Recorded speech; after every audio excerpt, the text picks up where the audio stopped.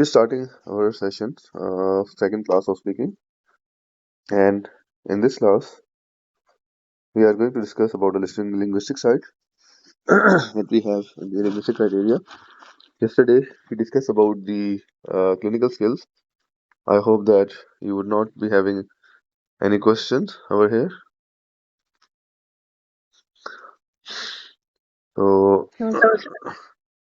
so basically, we can see that the first and foremost thing in the linguistic is fluency.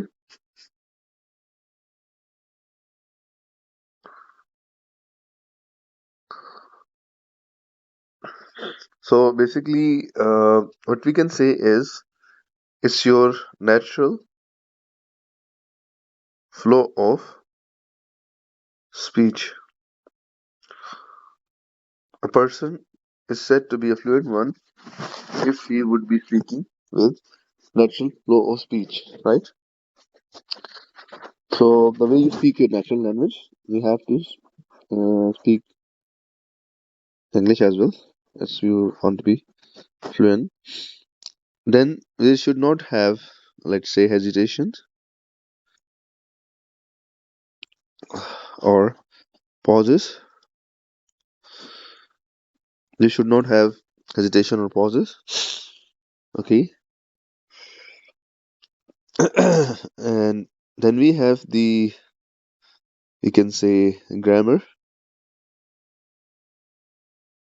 In the grammar part, Uh, you can start with the tenses, maybe. Let's say we have first of all the range.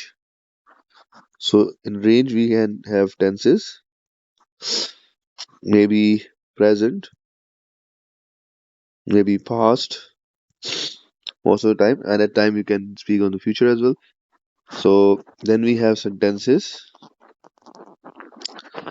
and part of speech. And the second thing in the grammar is the accuracy, right? So you must be accurate with the range of grammar, right? So we have the second criteria in which we have the variety of grammar and you must be accurate, right? And third is the cohesive devices. What are uh, basically we have furthermore moreover in addition these are the cohesive devices, right? Then we have the pronunciation like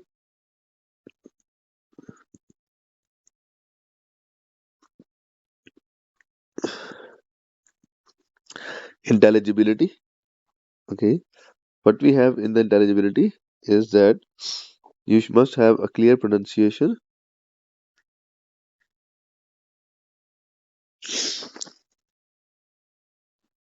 Okay, you must have a clear pronunciation in the intelligibility part, right? You should have a understandable accent. You don't focus much on the accent, let's say. You must have a natural intonation, that is your highs and lows in the speaking. And you need to know, like, that I must pronounce the word appropriately, right? You should have ability to sound the word appropriately, right? This is in the intelligibility. Now we have the last part in the, you can say it's your basically the appropriateness, right? So in appropriateness, we need to know the language should be as per formality and the tone should be as per formality, right? You should speak in the layman language. No jargon should be used. So these are the linguistic criteria that we just discussed with you. So now I hope it's clear to you. So we will be discussing about today's card is the second encounter. Good news. versus bad news, right? We will discuss about two things. Either we have a good news, and either we have a bad news. Let's say if it's a good news or bad news, in any scenario, the patient will be coming to you with second time. So how would you start? As you remember that yesterday we discussed about in how would you start a conversation is your part. In case of good news, can start with the tagging question, as we can start with the good news or bad news. We can start with the tagging question, but with high tone.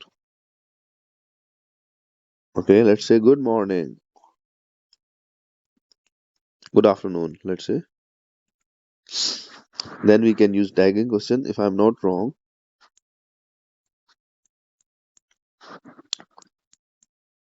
today you are here to collect your, let's say, blood test report, your biopsy report, and so on. So you can see that this is a tagging question. We can start normally in the second encounter after greeting, after introducing maybe yourself, or even you can miss it. Good morning, Mr. Mark. Let's say, if I'm not wrong, today you're here to collect your blood test report, right? With high tone. Then we can have some background in any case. Let's say, okay, Mark, I can see from the file that previously you were having, let's say, blah blah issue. But I'm glad to tell you that your blood reports are quite normal. Then we can ask for patient expectation, what he think or she think. So in case of good news with greeting, hi, some background, right? And afterward, expectation, and then you have to tell the patient news. In this part, you can say your tone graph will be high.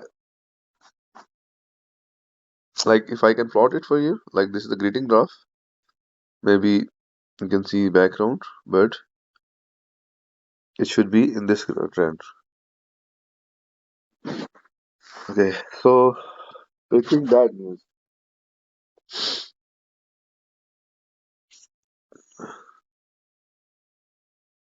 Now we have breaking bad news. We would start with greeting, but with low tone. It should be quite low. Then is followed by tagging question, again with low tone. As you can see in the last card, when we were making good news, you can say that, Mr. Mark, if I'm not wrong, today you are here to collect your blood test report, right? With high tone. However, we can say that in this card, Mr. Mark, if I'm not wrong, today you are here to collect your blood test report, right? With low tone. Then we can move on toward the background.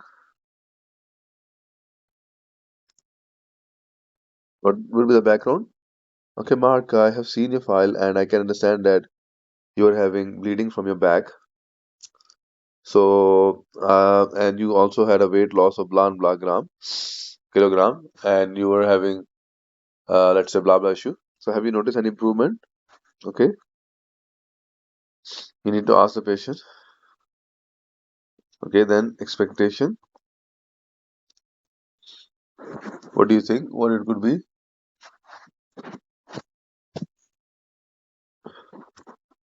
Past history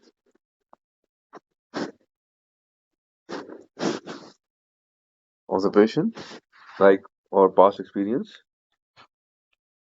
of such reports or handling with a medical report.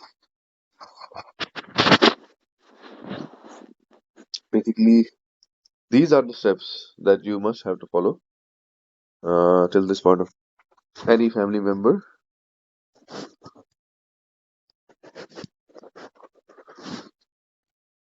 Maybe chaperone not as in a concept, but normally we call spouse or any other person. So we can see that breaking bad news, we have to greet, we have to tag, question with the background, with expectation, then past experience of handling such reports or medical reports. Then if you like to call someone your family member, right? So let's say we can again write it down, greeting. We can say tagging. Then we have a background, facial expectation. Okay,